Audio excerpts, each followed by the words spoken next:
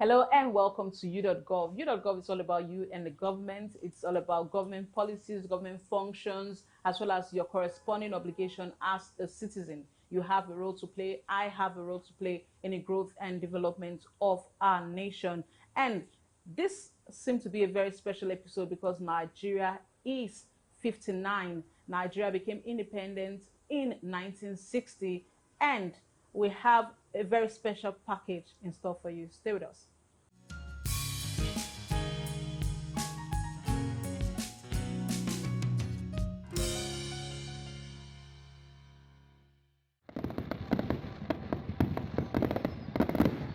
Nigeria is a blessed nation, graced with abundant natural resources, diverse cultures, and the best kind of people.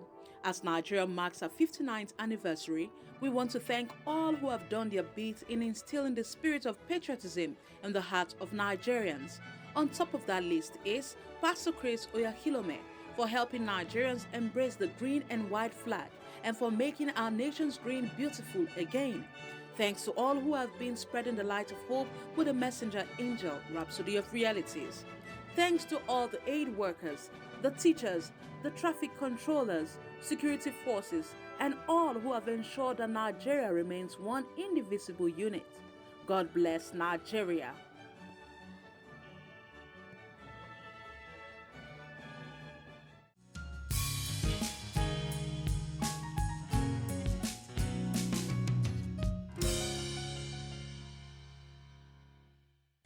You're welcome back. Like I said, this is going to be a very special episode because we are dedicating this episode to Nigeria at 59. We want to go on the street to find out what Nigerians are saying about their nation, and it will be interesting. Stay tuned.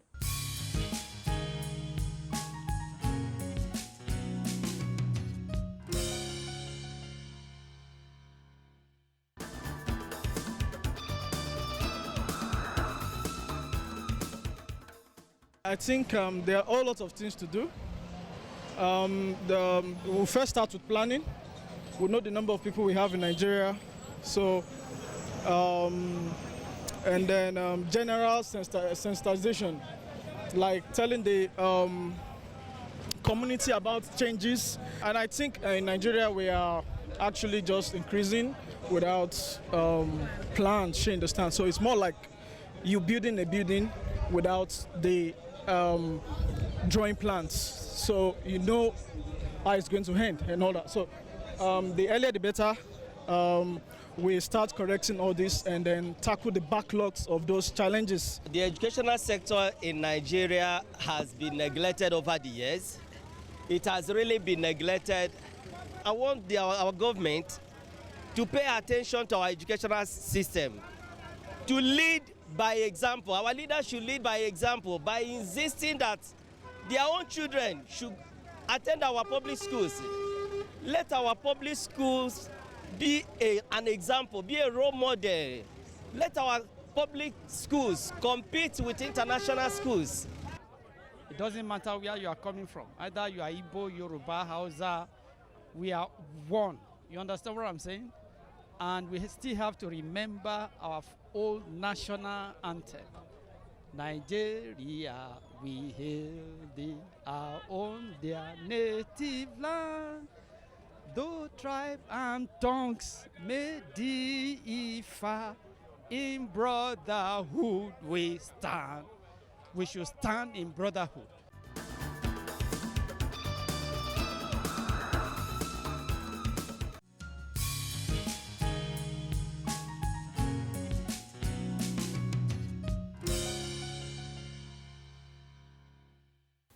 You're welcome back. Those were people on the streets talking about what they feel about Nigeria at 59. And of course, you heard someone singing the national anthem. That is quite patriotic. This week, as I said, is a very, very special episode. It's dedicated to Nigeria at 59 years old. And we are at the office of a very distinguished gentleman. He's the immediate past chairman of the Nigerian Bar Association Ikeja branch. And he is none other than Adesina Ogunlana. So it's a pleasure to be at your office. Thank you so much, madam. Yes, Thank you, everybody. and I must add that he's also a crusader for justice. He's the chairman of the citizens against Citizens oppression. rally against Citizens oppression. rally against oppression. Okay, so if you have any human rights issue, he's the right person to call. But this week we are talking about Nigeria, and we want to get your view about this nation called Nigeria, tracing from the independence from 1960 to date. We are now 59 years old. Give us a general overview of this nation. Thank you so much. Well, I should like to say that certainly this country as we know it was not created by God, it was created by Britain. It could have been created by France. It could have been created by Belgium, by Germany. The scramble for Africa in 1888 and the partition of Africa was done by these European powers, including Spain and Portugal. And so you have places in Africa that they had their own colonial masters, being Belgium, being Portugal, being all sorts, even Germany and all that. So you will say that being artificially created, it must have serious problems, especially when you have a situation of amalgamation of almost 425 ethnic groups and languages, with the big three who are having mutual mistrust among themselves all over the decades, not to talk of the minorities who is thinking and talking about majority oppression by the big three, the Yoruba, Hausa, and Igbo. And of course, again, you find that having been colonized, you wanted to take after the pattern of the colonial master, the Britain, but the parliamentary experiment at democracy was did not endure for long before the ministry struck. Able to get the agreement to the issue of independence was a kind of a problem. The northern part of the country, favored by the British, was not too eager because the way indirect rule was practiced there was a setback for them. The British allowed them not only their religion but the caliphate or the emirate system and the Al-Majidi system, all to ensure that there was peace for them, the British. And they were against the Southerners, the Igbos, the Yorubas, and they called them troublesome Southerners. They were exposed to a Western education. And when a person has his mind educated, he's not likely to be a slave. And that was even the beginning of all the problems. And I can tell you that this country only had a flag independence. It's still a neo-colonialist country. It's still ruled by imperialists. And I dare say that when you go through the constitution, successive constitution we've had since 1960, it was tailored to protect the interests of the North. And the North is that part of the country that the British colonial power felt most comfortable with in working with to ensure the control and domination of this country. And that was why it was an impossibility for by far more gifted people like Obafemi Awolowo, Nnamdi Azikiwe to become ever the president of this country.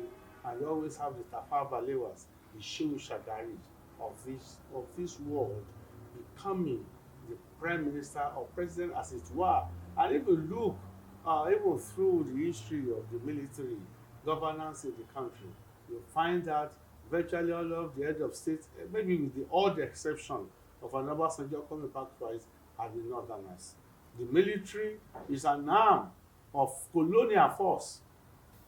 It was calculated to put some certain section of the country in power.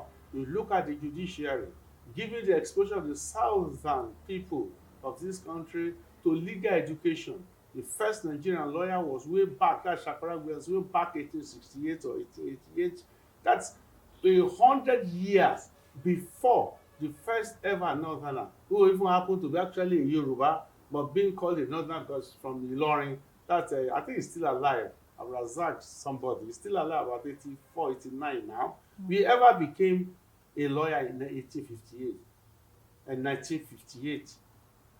The Yorubas of the South and West had become loyal way back.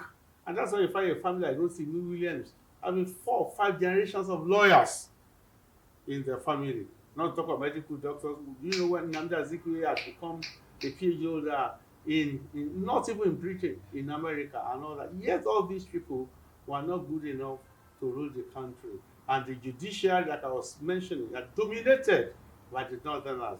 And when you begin to read the constitution, all these problems that we have now about Buhari certificate, or people are just blaming the judges. That's my opinion. But if you read through the constitution is deliberately packaged in such a way to help and enable a certain part of the country that had very low access to Western education. The constitution was saying qualification for president or vice president, that when you have a secondary school certificate, and the meaning of secondary school certificate equivalent is merely attending secondary school. Okay, so that's the there, constitution is silent about so whether you should. To attend. You only need to attend. How do you want to run a country in 2019 and all that with somebody who's merely to attend a secondary school? And not to have anything to show that. Yes, that was the 1999 constitution of General Sani Abacha. Of course, it was in Northern and all those kind of things. So you find out that we have not met the expectation of the people of Nigeria. But I tell you, the Western powers are happy, the imperialists are happy, because we are not only dumping side for their goods, but we are ensuring that our best hands are not in control of this nation. Let me tell you, I think it's Harold Macmillan in 1963, the Prime Minister of Britain, who said Obafemi Awolowo, the Premier of the West, was good enough to be the Prime Minister of Britain. Wow. Way back then. Way back then. And when you see our natural talents as Nigerians outside this country, we are always making waves. Yes. But the best hands are not in control of the fortunes of this country. Even the very recent example, you have Yemi Osinbajo, professor of law and all that kind of thing, being merely vice president to General Buhari, whose formal education, apart from the trainings in the army and all that, was simply a secondary school. Okay, so to interject, based on this history and your perceived passion in talking about this constitution and all that, do you not think that Nigeria has actually, because you actually basically mentioned the fact that we are still in control, we are still being controlled by the imperialists. So how do you review the constitution with calls for restructuring and calls for a section of the country saying they are being marginalized and things like that? What's your general take on this issue? But it's true. A section of the country, sections of the country are being marginalized. Are being marginalized, okay. and deliberately so. If this country does not restructure peacefully, it will restructure by force. There's no way about it. I am not a supporter of the tactics of the IPOB as of Nnamdi Kanu when you are doing, but the demand for equitable justice in the country is what any serious and fair-minded person must support. And the demonization of IPOB by the government of Buhari is extremely wrong. By labeling that particular organization a terrorist organization, it's extremely wrong. It's an abuse of executive power and all that kind of thing. Just as much as Randy Oshowore and say that it's all this, I don't want to call it a terrorist. Treason and charged for treason and all that. Treason, insulting the president. These are the cake way of looking at things, and it can only happen to Southerners. It can only, and it's not a coincidence. To me, it's not a coincidence that most of the activists, non-activists in the country over the decades, are you talking of Hassan Sumonu? Are you talking of the first Labour leader? I forgot his delay tomorrow. I forgot his name. The man who died at around 14 from Olomu-Agbodo, the railway strike of 1948. Are you talking of Adakaburu? Are you even talking of Ojukwu? Ojukwu is actually being called a secessionist, but they are reacting to perceived injustice the Ganifa Mills of this world, the Fela Anikulapo Kuti. It cannot be a coincidence. Funmilayo Ransome, almost all of them are Southerners because they have a reason to be protesting. The people saying that the unity or the integration of Nigeria cannot be negotiated is a lie. It can't be negotiated. You cannot have peace where there is no justice. You cannot have peace where there is no justice. For example, look at the southern part of the country. I'm talking of the Igbo people and all that. Yes, they have their own problems. I won't call them the most friendly of people in the Nigerian situation. But in a situation that you are calling the major three, there's been no person from Igbo who is a president. I don't think that is fair. But that's the truth. I'm not Igbo, of course, certainly. And like I said, maybe they could do their politics better. But in the scheme of things, there are some people who everybody knows. It's called the born to rule. If people first put the Hausa, they used to call them Hausa Fulani, but now it's Fulani, Hausa Fulani. And look at even the educational sector. When you want to enter school, enter secondary school, enter university, there are some very low marks to enable some northerners to come in, and very high marks for southerners to come in. And when you are getting employment, especially when you go to government agencies and security forces, most of the time what you find there, majority of them are northerners with low certificates compared to what you have exist in the police, exist in the DSS, exist in the EFCC, exist in the military. In fact, almost the official language in the military among the lower ranks is the Hausa language. This is oppression, and it cannot continue. And this is the handiwork of the colonialists, of the British people. They will never want sound Africans who have the capacity to liberate their people, to be in control of the fortunes and destiny of their country. That is my take about this country. It's not a must that we must be. It's good if Nigeria, we are big, we understand our diversity. It does not become divisiveness, but it can only be predicated on social justice and equity. Quite interesting. You're talking about perceived injustices and all that. A lot of people from different quarters have been saying the same thing. But we want to go on a quick break, and we'll be right back. Thank you.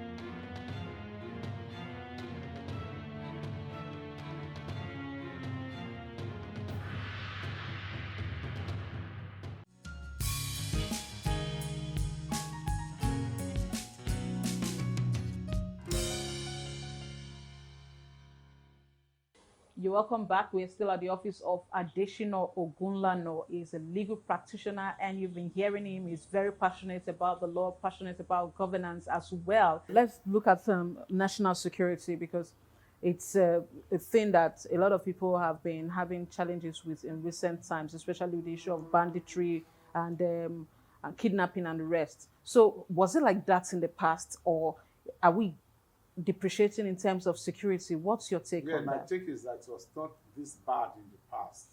In fact, until the recent now. And that is why people like us are not happy with the Buhari regime. It's really troublesome. Before, what we used to have that trouble people is people living in cities like Benin, Lagos, Kaduna, what's called armed robbery, Okay. or robbery, all this robbery. But now we are talking of widespread insecurity, kidnapping, highway banditry. We are still not talking about people like Boko Haram. Mm. You for the first time in my life, I've been living in Lagos since 1989, 30 years ago. For the first time, it was this year that you now begin to feel scared, even leaving Lagos, Leaving to Lagos. go to Oyo, to go to Osun, to go to even ordinary Ogun State. Then for the first time,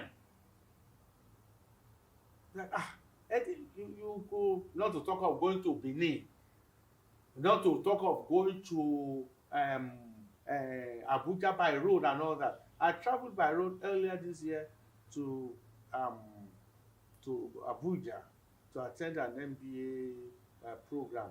Drove myself, drove back, and I put this on Facebook, and it was an avalanche of reaction. Don't do that again. Why are you risking your life? Why are you that? And I thought the people were overreacting. That was in January or February. But by April, May, it became so it's become like this. Quite interesting. But you've been talking about how Nigeria has fared not so good mostly, but can you prefer a way forward? The way forward is very simple. Revolution, uprising. The masses must break away from their mental slavery. We have been trained over the time to give obedience unconditionally to levels of authority. In the offices, don't ask questions. In school, don't ask questions. In worship centers, don't ask questions. Obedience in itself is godly. It is not. It's obedience to lawful orders and commandments. In the military, the people used to say that obey the last order. No, a military man will not obey an illegal order. If not, there's consequence will follow him. You understand? Our people must learn the art of being rebellious. If you do not rebel, you cannot help democracy. Do you know that the political oppression, the economic oppression is easy to do in Nigeria simply because we are docile. We are docile, too docile. People that cheat you, and you can cheat people, especially when you know you are not going to get hurt, you are not going to get reaction. All of us, I guess, it's either we are married, or we have kids, or we have grown up as kids. I will use the family as a unit. Look, if a Moses did not go and say, let my people go, and cause serious economic damage, including what we call genocide now, killing the first children of, that Moses was a saboteur, actually, from the perspective of the Egyptians. But from the perspective of you who are good Christians now, so I was a liberator. But to the Egyptian, that guy was a horrible murderer and saboteur, turned Nile into blood, send hail and stone to destroy the farm fields, send frogs and flies to trouble, pestilence to trouble you. In modern warfare, that would be considered maybe we call it biological or chemical warfare and all that kind of thing. They say, oh, go. You people should go with your wahala. Even then, they still trying to chase them. That's human beings for you. You should not be afraid. We should not be afraid. You see, one thing is this. So, Nigerian people should know one thing. Look, nobody can make you a slave until you agree. The worst is that you be a dead man, but you will not be a slave. And that's why we are told when some people are being carried out from the yoke, from voyage into slavery, in the middle of the sea, they say that death is better than humiliation. With the change, to just jump into the ocean and die. So, but the average Nigerian is so timid, so docile. They say when you chase a goat or whatever to the wall, it will turn back and fight you. No, Nigeria will enter that wall. They will even jump over the wall. They will say, let me just be alive. Pepper, no leper. We thank God for what he's doing. Thank you so much, sir. I know you will go on and on, but this time I must say thank you. And it's a pleasure to actually have this chat with you. And You still have more tidbits ahead on u.gov. Stay with us.